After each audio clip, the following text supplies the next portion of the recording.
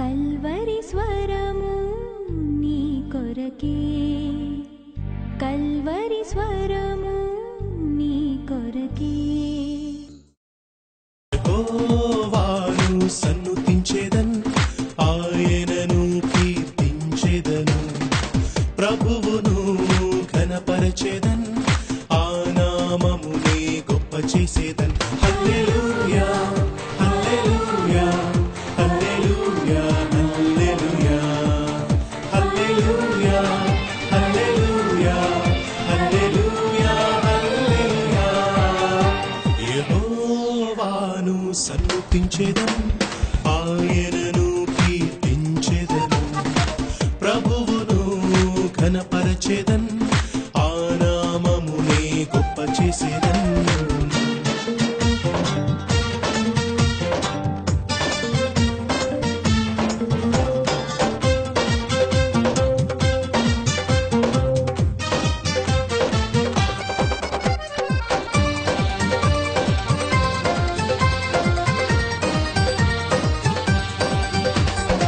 నాకున్న సర్వము నన్ను విడచినను, నా వారే నన్ను విడచి నిందలేసినను. నాకున్న సర్వము నన్ను విడచినను, నా వారే నన్ను విడచి నిందలేసినను. నా యేసయ్యను చేరగా నేనున్నానన్నాడుగా, నా యేసయ్యను చేరగా నేనున్నానన్నాడుగా. ఆయనకే స్తుతి, ఆయనకే కీర్తి, యుగ యుగములు చెల్లును. ఆయనకే స్తుతి, ఆయనకే కీర్తి, యుగ యుగములు చెల్లును. హల్లెలూయా హల్లెలూయా హల్లెలూయా హల్లెలూయా హల్లెలూయా హల్లెలూయా హల్లెలూయా హల్లెలూయా. యెహోవాను సన్నుతించెదన్, ఆయనను కీర్తించెదను, ప్రభువును ఘనపరచెదన్, ఆ నామమునే గొప్ప చేసేదన్.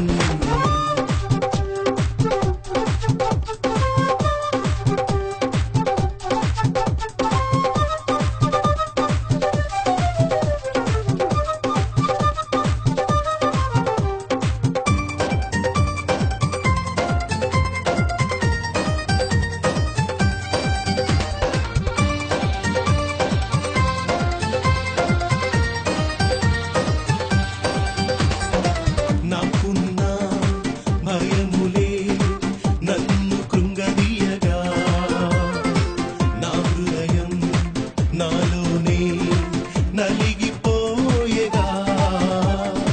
నాకున్న భయములే నన్ను కృంగదీయగా, నా హృదయం నాలోనే నలిగిపోయగా.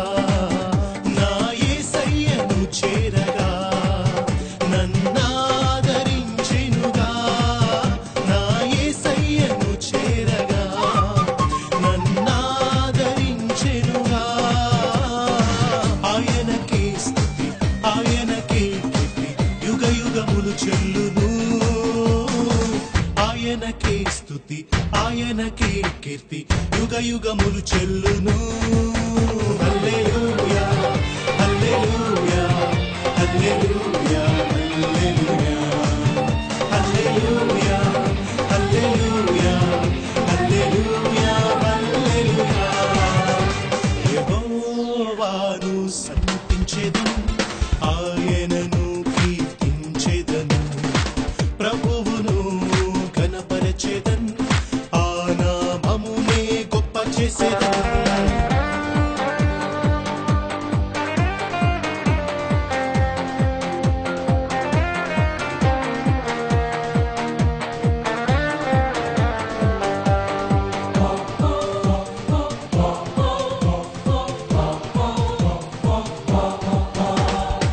నాశలే నిరాశలై నిస్పృహలో ఉండగా నా పైన చీకటి నన్నావరించెగా, నాశలే నిరాశలై నిస్పృహలో ఉండగా నా పైన చీకటి నన్నావరించెగా, నా దీపము ఆరుచుండగా నా యేసయ్య వెలిగించెగా, నా దీపము ఆరుచుండగా నా యేసయ్య వెలిగించెగా. ఆయనకే స్తుతి, ఆయనకే కీర్తి, యుగ యుగములు చెల్లును. ఆయనకే స్తుతి, ఆయనకే కీర్తి, యుగ యుగములు చెల్లును. హల్లెలూయా, హల్లెలూయా, హల్లెలూయా, హల్లెలూయా, హల్లెలూయా, హల్లెలూయా, హల్లెలూయా, హల్లెలూయా. యెహోవాను సన్నుతించెదను, ఆయనను కీర్తించెదను, ప్రభువును కనపరచెదను, ఆ నామమునే గొప్ప చేసేదను.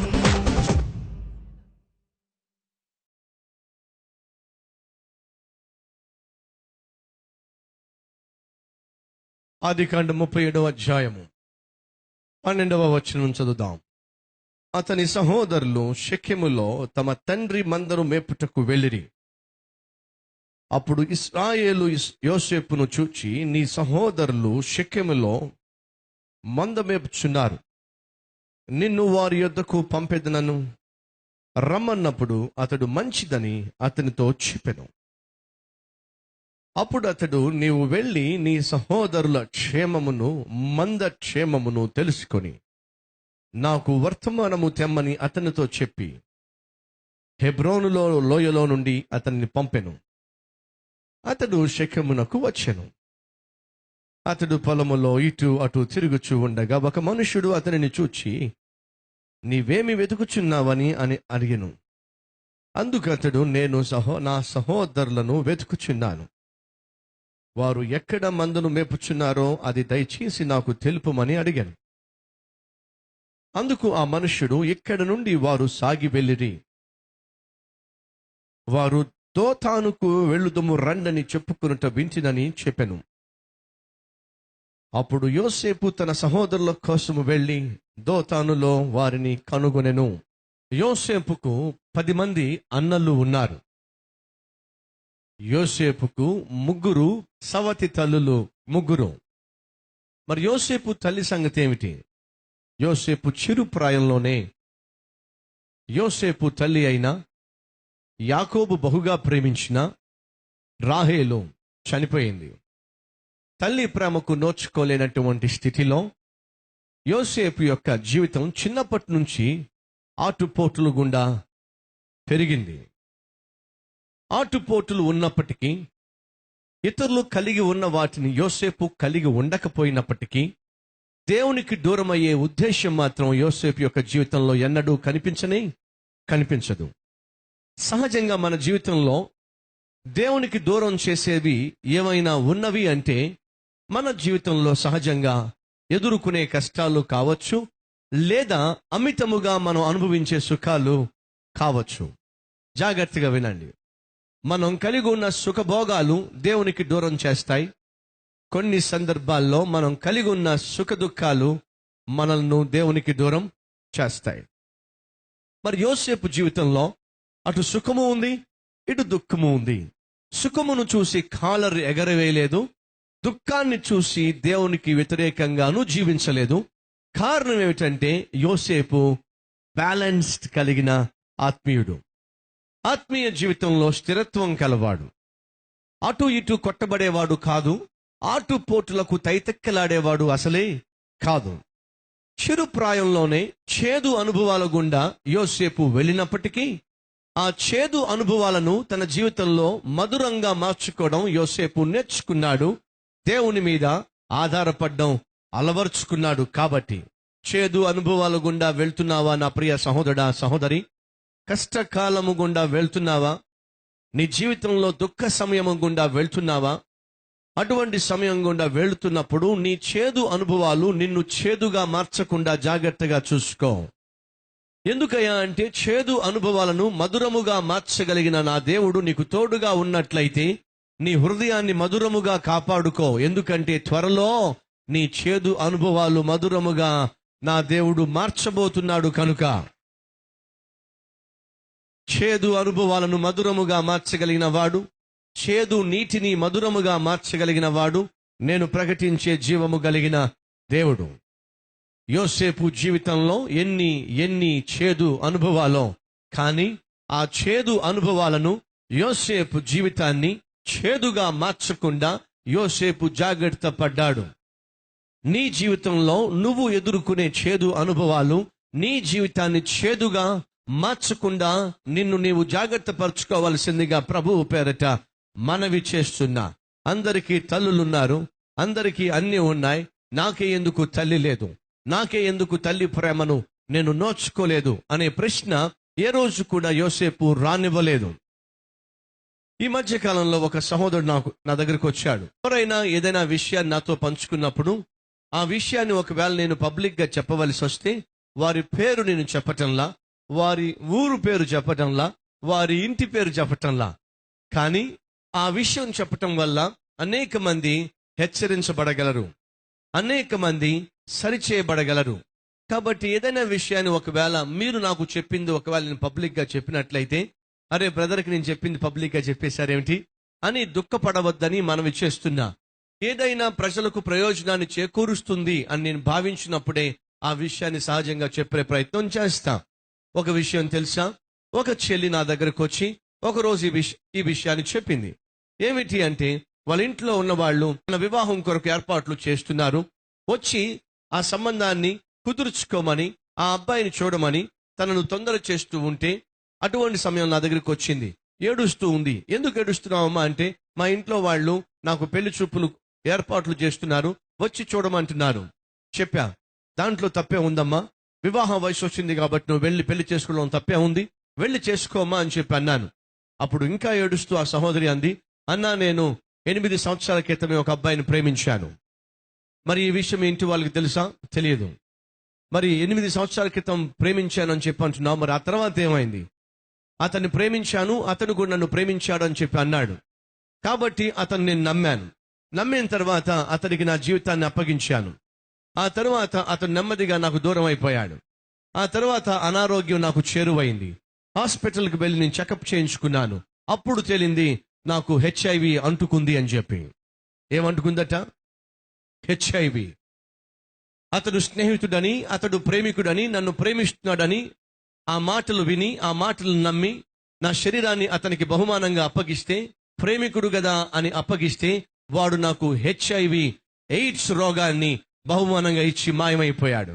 అన్నా, ఇప్పుడు నేను ఒక HIV AIDS రోగిని, పలుకుబడి కలిగిన కుటుంబంలో పుట్టిన దాన్ని, మంచి పరపతి కలిగిన కుటుంబంలో పుట్టిన దాన్ని. మా మమ్మీకి మా డాడీకి ఈ విషయం తెలియదు. నేను ఇప్పుడు AIDS రోగిని లేదా HIVతో బాధపడుతున్నాను అని మా ఇంట్లో తెలిస్తే గుండె పగిలి చచ్చిపోతారు. అదే సమయంలో పెళ్లి చూపులకు వాళ్ళు అన్ని ఏర్పాట్లు చేస్తున్నారు. ఒకవేళ వెళ్ళి నేను ఏమీ ఎరగనట్టుగా పెళ్లి చేసుకున్నట్లయితే, ఎవరినైతే పెళ్లి చేసుకుంటున్నానో అతనికి నేను అన్యాయం చేసిన వాడిని, అన్యాయం చేసిన దాన్ని అవుతాను. చెప్పండి, నాలాంటి భయంకరమైన స్థితిలో ఏ అమ్మాయి అయినా ఉంటుందా?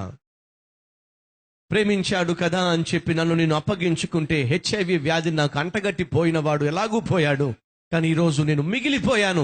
ఎలా మిగిలిపోయాను? దిక్కుమాలిన స్థితిలో. ఇది ఒక సహోదరి నాకు చెప్పిన జీవిత గాథ. ఆ చెల్లి ఈ విధంగా తన జీవితంలో తాను పొందుకున్న నష్టం గురించి చెప్పింది. కానీ ఒకవేళ ఆ చెల్లి ఇక్కడ ఉన్నట్లయితే ఒక విషయం చెప్పాలని ఆశపడుతున్నా. ఏమిటో తెలుసా? ఇదే విషయాన్ని ఎన్ని లక్షల మందికి నేను చెప్పాను.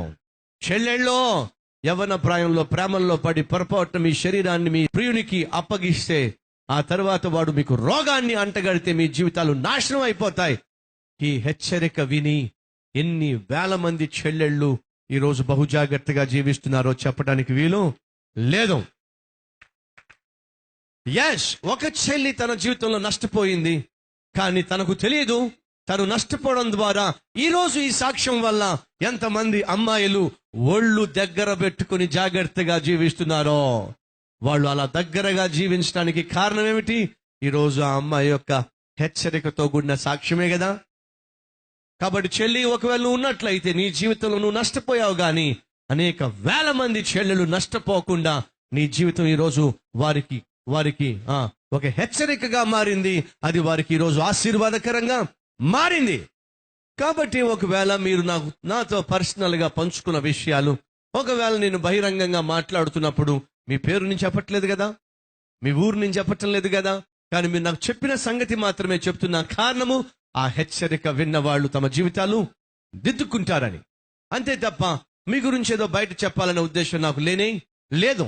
మీరు చెప్పిన విషయాన్ని నేను బహిర్గతం చేసినట్లయితే అది వేల మందికి, లక్షల మందికి ఆశీర్వాదకరముగానో హెచ్చరికగానో ఉండడానికే తప్ప మరొక కారణము కాదు. నా జీవితంలో నేను ఎందుకు పొందుకోలేకపోయా, ఇతరుల జీవితంలో ఎందుకు వాళ్ళు అందుకోగలుగుతున్నారు అనే ఉద్దేశము ఒకవేళ యోసేపు కలిగి ఉన్నట్లయితే పైకి వచ్చేవాడు కానీ కాదు. యోసేపుకున్న గొప్పతనం ఏమిటంటే he never compared his life with other people. ఇతరులతో తన జీవితాన్ని ఎప్పుడూ కూడా పోల్చుకోలేదు.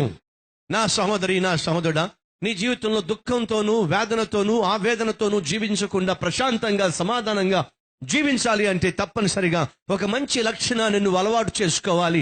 ఏమిటి ఆ మంచి లక్షణం అంటే, నీవు చేదు అనుభవం గుండా, దుఃఖకరమైన సంఘటన గుండా, పరిస్థితుల గుండా వెళ్తున్నప్పుడు ఎన్నడూ ఎప్పుడు ఏ రోజు కూడా పక్క వారితో నీ జీవితాన్ని పోల్చుకునే ప్రయత్నము చేయవద్దు. ఎప్పుడైతే ఇతరులతో నీ జీవితాన్ని పోల్చుకుంటావో అప్పుడే సైతాన్ గాడు వచ్చి బ్లాక్ మెయిల్ చేస్తాడు. ఏమని? పక్క వాళ్ళను చూసావా, వారు ఆత్మీయులు కాదు, వారు భక్తి పరులు కాదు, నీలాగా ప్రార్థనా పరులు కాదు, నీలాగా బైబిల్ని ప్రేమించేవాళ్ళు కాదు, నీలాగా దేవుణ్ణి ప్రేమించేవాళ్ళు కాదు. కానీ గమనించు, నీకంటే మంచి ఉద్యోగం వచ్చింది, మరి నీ దేవుడు ఏం చేశాడు? పెద్ద ప్రశ్న. నిన్నగాక మొన్న పెళ్ళయింది, అప్పుడే ఆమె గర్భము ధరించింది, మరి నీ దేవుడు ఏమయ్యాడు? పెళ్ళయి 7 సంవత్సరాలు ఇంకా పిల్లోని కనలేదే. ఏమైపోయాడు నీ దేవుడు? When you compare with other people, that's where the problem starts. ఎప్పుడైతే ఇతరులతో నువ్వు పోల్చుకుంటావో అప్పుడే నీ జీవితంలో దుఃఖము, ఆవేదన ప్రారంభమవుతుంది. సైతాను అదే బ్లాక్ మెయిల్ చేస్తాడు. యోసేపు యొక్క జీవితంలో ఒక ప్రత్యేకత ఏమిటంటే, ఎప్పుడూ కూడా తన జీవితంలో తన సహోదరులతో తను పోల్చుకోవడానికి సాహసము చేయలా. ఎప్పుడు ఎన్నడూ ఇతరులతో పోల్చుకునే సాహసము నా ప్రియ సహోదరుడా, సహోదరి, చేయవద్దు. మనమి చేస్తున్నా. ఒక సహోదరుడు నా దగ్గరికి వచ్చాడు. అన్నా, నేను అసలు ఎందుకు బతుకుతున్నా నాకు అర్థం కావటం లేదన్నా, జీవితం మీదే విరక్తి వస్తుందన్నా, నాకు అర్థం కాల, అసలు సక్సెస్ అనేది నా జీవితంలో కనిపించడం లేదన్నా. అనుకున్న ఎన్ని కష్టాలున్నాయో, నా పక్క వాళ్ళందరికీ మంచి మంచి శాలరీస్ వస్తున్నాయన్నా, నా పక్క వాళ్ళందరూ కెరియర్లో రోజు రోజుకు బాగుపడిపోతున్నారన్నా, నా క్లాస్మేట్స్ అందరూ ఉన్నతమైన స్థానానికి వెళ్తున్నారన్నా, నాకు చాలా చాలా బాధగా ఉందన్నా. అడిగా, నువ్వు ఎక్కడ ఉద్యోగం చేస్తున్నావు? ఒక మంచి ఎంఎన్సి కంపెనీలో ఉద్యోగం చేస్తున్నానన్నా. శాలరీ ఎలా వస్తుంది? బాగా వస్తుందన్నా. పెళ్ళయిందా? చక్కని భార్య అన్నా. పిల్లలు పుట్టారా? బంగారం లాంటి కొడుకులన్నా. ఇంట్లో ఆత్మీయత ఉందా? చాలా బాగుంటున్నావన్నా. కల్వర్ టెంపుల్కి వస్తున్నారా? రెగ్యులర్ గా వస్తున్నావన్నా. ఆత్మీయంగా బలంగా ఉంటున్నారా? హ్యాపీగా ఉంటున్నావన్నా. నీకేం మాయ రోగం? మరి ఇంకేం మాయ రోగం? అరే, పెళ్ళై 10 సంవత్సరాలైనా కనీసం బిడ్డను నోచుకోలేక అల్లాడిపోతున్న దంపతులు ఉన్నారే. పెళ్ళైన తర్వాత భార్యతో గొడవలు పడి విడిపోతున్న, బజారును పడుతున్న వారు ఉన్నారే. వివాహంలో సంతోషం లేక, వివాహంలో సమాధానం లేక, వివాహంలో శాంతి లేక, వివాహంలో ప్రేమనురాగాలు లేక, పెళ్ళైన 3 నెలలకే ముచ్చటగా విడిపోయే వాళ్ళు ఈ రోజుల్లో చాలా మంది ఉన్నారే. భార్య మంచిది అంటున్నావు, బంగారం లాంటి పిల్లలున్నారు అంటున్నావు, ఆత్మీయంగా కుటుంబం కట్టుకుంటున్నావు అంటున్నావు, కల్వరి టెంపుల్ కి రెగ్యులర్ గా వస్తున్నాను అంటున్నావు, మంచి కంపెనీలో ఎంఎన్సి జాబ్ ఉందంటున్నావు, శాలరీ మంచిది అంటున్నావు. మరి ఇంకేమిటయ్యా? నా ఫ్రెండ్స్ తో పోల్చుకుంటేనన్నా, వాళ్ళకేమో రోజు రోజుకి పైకి వెళ్తున్నారన్నా, నాకేమో వాళ్ళతో పాటు. అర్థమైందా? అప్పుడు నాకు అర్థమైంది ఏమిటంటే, ఆ సహోదరునికి స్పష్టంగా సూటిగా చెప్పా, బ్రదా, నీ మీద సైతాను గాడు పన్నాగం పన్నాడు. నీ మీద సైతాన్ యొక్క అటాక్ ఉంది. ఏమిటన్నా సైతాన్ యొక్క అటాక్? నువ్వు కలిగి ఉన్న ఆశీర్వాదాలు నువ్వు అనుభవించకుండా, వాటిలో సంతోషించకుండా సైతాన్ నీ మీద దాడి చేస్తున్నాడు. బైబిల్ సెలవిస్తూ ఉంది, మనసు అడి ఆశలు కలిగి తిరుగులాడుట కంటే కళ్ళ ముందు ఉన్న వాటిని అనుభవించుట మేలు. అద్భుతమైన సత్యం. వాడేదో బాగుపడ్డాడు, వాడికేదో ప్రమోషన్ వచ్చింది, వాడేదో మంచి కారు కొనుక్కున్నాడు, వాడేదో 3 బెడ్రూమ్ కొనుక్కున్నాడు. నేనే ఎందుకు 2 బెడ్రూమ్ హౌస్ లో ఉండాలి? నేనే ఎందుకు సెకండ్ హ్యాండ్ కార్ లో తిరగాలి? ప్రియ సహోదరుడా, సెకండ్ హ్యాండ్ కారు కూడా లేక బైక్ మీద తిరిగే వాళ్ళు ఎంతమంది లేరు? బైకులు లేక ఈ రోజు కూడా సైకిల్ మీద తిరిగే వాళ్ళు ఎంతమంది లేరు? సైకిల్ లేక చెప్పులు అరిగిపోయే విధంగా రోడ్ల మీద నడిచే వాళ్ళు ఎంతమంది లేరు? చెప్పులు లేక కాళ్ళు కాయలు గట్టే విధంగా నడిచే వాళ్ళు ఎంతమంది లేరు? కాళ్ళు లేక రోడ్ల మీద పాకేవాళ్ళు దేకేవాళ్ళు ఎంతమంది లేరు? ఈరోజు మనిషి ప్రశాంతంగా జీవించాలంటే పోల్చుకోవాల్సింది తనకంటే ఉన్నతమైన వ్యక్తితో కానే కాదు, తనకంటే తక్కువ వ్యక్తితోనే. ఒక వ్యక్తి పోల్చుకున్నప్పుడు ప్రశాంతంగా తాను ఉన్న చోట సమాధానంగా జీవించగలడు. సహోదరి సహోదరా, నీ ఆత్మీయ జీవితంలో నీకంటే ఉన్నతమైన వారితో ఎప్పుడు ఎన్నడూ పోల్చుకునే ప్రయత్నము చేయవద్దు. నువ్వు కృతజ్ఞత కలిగి జీవించాలంటే, ప్రశాంతంగా జీవించాలంటే నీకంటే తక్కువ వారిని చూడు. బైబిల్లో మత్తయి సువార్త 8వ అధ్యాయంలో మనం చూస్తాం, ఒక శతాధిపతి యేసుక్రీస్తు దగ్గరకు వచ్చాడట. శతాధిపతి యేసు దగ్గరకు వచ్చినప్పుడు యేసుక్రీస్తు దగ్గరకు వచ్చి అంటున్నాడు, బోధకుడా, ప్రభువా, నా ఇంట్లో నా దాసుడు పక్షవాతంతో పడిపోయి ఉన్నాడయ్యా అని చెప్తూ ఉన్నప్పుడు యేసు అంటున్నాడు, పద పద వెళ్దాం అని అంటే, నువ్వా మా ఇంటికి రావడమా? భలేవాడు ప్రభువా, మా ఇంట్లో నువ్వు అడుగు పెట్టడానికి నేను యోగ్యుణ్ణి కాదయ్యా. మరి ఏమంటావు? ఒక్క మాట చెప్పయ్యా ఎక్కడ, ఒక్క మాట చెప్పయ్యా ఎక్కడ, అక్కడ నా దాసుడు బాగుపడిపోతాడయ్యా, ఒక్క మాట చెప్పయ్యా. అప్పుడు యేసు తన చుట్టూ ఉన్న వారిని చూసి అంటున్నాడు, ఇశ్రాయేలీలలో ఇతని వంటి విశ్వాసము నేనెవరిలో చూడలా. యేసయ్యనే ఆశ్చర్యపరిచాడండి ఒక వ్యక్తి. ఎలా సాధ్యమైంది? శతాధిపతి, రైట్. శతాధిపతి అంటే అర్థం ఏమిటి? శతకము అంటే అర్థం ఏమిటి? 100 అంటే 100 మందికి అధిపతిన. ఏమండి, ప్రపంచాన్ని సృష్టించిన యేసయ్య దగ్గరకు వచ్చినప్పుడు ఆయనకు కోరికలు లేవా? ఆయనకి కష్టాలు లేవా? ఆయనకి ఆశలు లేవా? ఆయనకు ఆయన ఉద్యోగంలో సమస్యలు లేవా? ఉండుంటాయి. ఎంతసేపు శతాధిపతిగా ఉండడమేనా? ఎప్పుడు నేను సైన్యాధిపతిగా ప్రమోషన్ వస్తుంది? ఎప్పుడు నేను సైన్యం అంతటికీ పరిపాలన చేసేవాడికి ఎప్పుడు నాకు ఆ రోజు వస్తుంది అనే ఆలోచన అతనికి లేదా? ఉందా లేదా? ఏమండి, ఉంటుంది కదా. ఇప్పుడు ఎంఎన్సి కంపెనీలో ఉద్యోగాలు లేక, కనీసం ఉద్యోగమే లేక అల్లాడిపోతున్న వాళ్ళు మన మధ్య ఎన్ని వేల మంది లేరు? ఎంతమంది లేరు? అలాంటప్పుడు బ్రదర్కి ఏముంది? ఎంఎన్సి కంపెనీలో ఉద్యోగం ఉంది, ఎయిర్ కండిషన్ రూమ్ లోనే కూర్చుంటున్నాడు, చక్కగా వైట్ కాలర్ జాబు, చక్కని భార్య, చక్కని అడిగా, బాబు నీకు పిల్లలు ఎంతమంది? 2 పిల్లలన్నా. అబ్బాయిలా అమ్మాయిలా? 2 అబ్బాయిలేనన్నా. అక్కడ కూడా బ్రదర్ కలిసి వచ్చింది. ఒకవేళ 2 అమ్మాయిలు అనుకోండి, బ్రదరు 2 అమ్మాయిలే బ్రదరు. చెల్లెళ్ళు మంచి వాళ్ళకంట అమ్మాయిలే పుడతారంట, రైట్? సో అక్కడ కూడా కలిసి వచ్చింది. సో అన్ని చోట్ల ఆశీర్వాదం ఉంది, కానీ ఒకే ఒక చోట సైతాను బ్లాక్ మెయిల్ చేస్తున్నాడు. ఎక్కడ అంటే పక్క వాళ్ళతో పోల్చి తనను అణిచివేస్తున్నాడు. శతాధిపతి వచ్చి తనకంటే పైనున్న సైన్యాధిపతిని చూసి, ప్రభువా, సైన్యాధిపతిగా 5 సంవత్సరాలుగా ఉంటున్నాడయ్యా, నన్ను పైకి రానివ్వకుండా తొక్కేస్తున్నాడయ్యా, నువ్వు కనికరించి నన్ను సైన్యాధిపతిని చేయయ్యా అన్నాడా? అల్లా. యేసయ్యను ఆశ్చర్యపరిచాడు. ఎలా తెలుసా? తనకంటే హీన స్థితిలో ఉన్నవాడిని చూశాడు, తనకంటే దిక్కుమాలిన స్థితిలో ఉన్నవాడిని చూశాడు, తనకంటే ఆరోగ్యం బాగోలేని వ్యక్తిని చూశాడు. నాకు ఆరోగ్యం ఉంది, అతనికి ఆరోగ్యం లేదు. నాకు ఉద్యోగం ఉంది, తనకు ఉద్యోగం లేదు.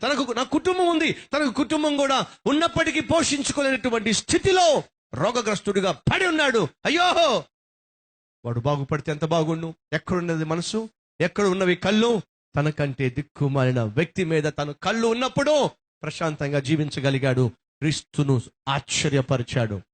అయ్యా, నా ఇంట్లో పనివాడు పక్షవాతంతో పడున్నాడయ్యా, కనికరిస్తావా? వాడిని బాగు చేస్తావా? అప్పుడు యేసు అంటున్నాడు, పదా మీ ఇంటికి. సాధారణంగా యేసయ్య ఇంటికి వస్తానంటే ఎవరు కాదంటారు చెప్పండి? ఎవరు వద్దంటారు చెప్పండి? ఎస్. కానీ అతను ఎంత తగ్గింపు గలవాడో తెలుసా? ఏమిటి ప్రభువా, నువ్వు మా ఇంటికి రావడం ఏమిటి ప్రభువా, నేను అందుకు పాత్రుడిని. తగ్గింపు ఉంది, దీనత్వము ఉంది, కలిగి ఉన్న దానిలో తృప్తికరమైన జీవితం ఉంది. తనకంటే హీన స్థితి ఉన్న వారి పట్ల ప్రత్యేక శ్రద్ధ కూడా ఉంది. ఒక్క మాట చెప్పయ్యా బాగుపడిపోతాడు, కావలసినంత బోల్డ్ అంత విశ్వాసము ఉంది. ఒక్క మాట చెప్పు చాలు, మా పనివాడు బాగుపడిపోతాడు. యేసయ్య అన్నాడు, నీవు చెప్పిన ప్రకారమే, నువ్వు విశ్వసించిన ప్రకారమే జరుగును, వెళ్ళు. ఆ మాట ఎప్పుడైతే యేసు అన్నాడో అదే టైంలోనట వాడు మంచం మీద లేచి కూర్చున్నాడట అండి.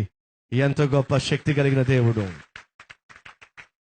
శతాధిపతి ఇప్పుడు తాను మాత్రమే బాగుపడ్డం కాదండి, ఇతరులను కూడా బాగుపరిచే స్థానంలో ఉన్నాడు. కారణము, పై వాటి మీద మనసు పెట్టుకోలా.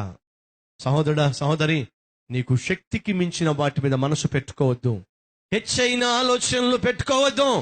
నీ స్థితికి తగినటువంటి ఆలోచనలు కలిగి ఉండు. తృప్తిగా సంతోషంగా బ్రతకాలి అంటే ఎప్పుడూ కూడా నీకంటే తక్కువ వారిని చూసి, ప్రభువా ఎంతగా నన్ను కనికరించావయ్యా అనేటటువంటి మంచి మనస్సును కలిగి ఉండడము ఆశీర్వాదము, ఆనందము అనే సత్యము మర్చిపోవద్దు.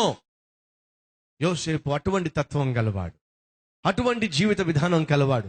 కాబట్టి తనకు తల్లి లేకపోయినా నిరుత్సాహపడిపోయి, దిగులు పడిపోయి, ఎందుకు అందరికీ తల్లులు ఉన్నారు, నాకే తల్లి లేకుండా పోయింది, నాకే తండ్రి లేకుండా పోయాడు, నాకే అని మనలో చాలా మంది దుఃఖిస్తూ ఉంటారు. కానీ అదే మార్గం గుండా యోసేపు వెళ్ళినప్పటికీ అతడు సంపూర్ణంగా దేవుణ్ణే తండ్రిగా, దేవుణ్ణే తల్లిగా, దేవుణ్ణే సమస్తంగా ఆయన ప్రేమ మీదే ఆధారపడి ముందుకు సాగాడండి. తన జీవితంలో చేదు అనుభవం గుండా వెళ్తున్నా కూడా నాకు తప్పనిసరిగా నా దేవుడు మధురమైన క్షణాలు నా జీవితంలో ప్రసాదిస్తాడు, ఆ రోజు నాకు వస్తుంది అనే నమ్మకంతోనే ముందుకు సాగాడు. ఆ రోజు రానే వచ్చింది. అనేక మందికి అన్నం పెట్టే ఉన్నతమైన స్థితికి దేవుడు అతన్ని తీసుకువెళ్ళాడు. సహోదరుడా, సహోదరి, చేదు అనుభవాలు గుండా వెళ్తున్నట్లయితే దిగులు పడద్దు, దుఃఖపడద్దు, చింతించొద్దు, దేవుణ్ణి ప్రశ్నించొద్దు, విసిగించొద్దు. నీకంటే హీన స్థితిలో, దీన స్థితిలో ఉన్న వారిని చూసినప్పుడే నీ జీవితంలో నువ్వు ప్రశాంతంగా జీవిస్తావు అనే సత్యము గ్రహించి ఇక నుంచైనా నిర్నిమిత్తముగా హెచ్చైన వాటి మీద మనసు పెట్టుకొనకుండా నువ్వు కలిగి ఉన్న వాటిని అనుభవిస్తూ సంతోషంగా ముందుకు సాగే జీవితాన్ని అలవాటు చేసుకుంటావా? తద్ఫలితంగా ప్రశాంతంగా జీవించే ప్రయత్నం చేస్తావా?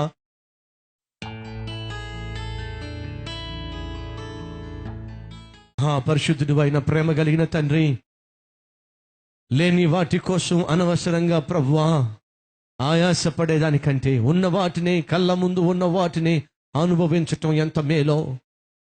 చేదు అనుభవం గుండా వెళ్తున్నప్పుడు మా మనస్సును చేదుగా మార్చుకోకుండా, నాయన మధురమైన రోజులు రాబోతున్నాయి అనే విశ్వాసముతో యోసేపు ఏ రీతిగా జీవించాడో అదే రీతిగా జీవించే కృప ఈరోజు ఈ వర్తమానం విన్న ప్రతి ఒక్కరికి అనుగ్రహించమని, మాకంటే ఉన్నతమైన స్థితిలో ఉన్న వారితో పోల్చుకోక, మాకంటే దీన స్థితిలో ఉన్న వారితో మమ్మను మేము పోల్చుకొని, నాయన కలిగి ఉన్న వాటిలోనే తృప్తిగా జీవించే భాగ్యం మా అందరికీ దయచేయమని యేసయ్య పేరట వేడుకొనుచున్నాము తండ్రి, ఆమేన్.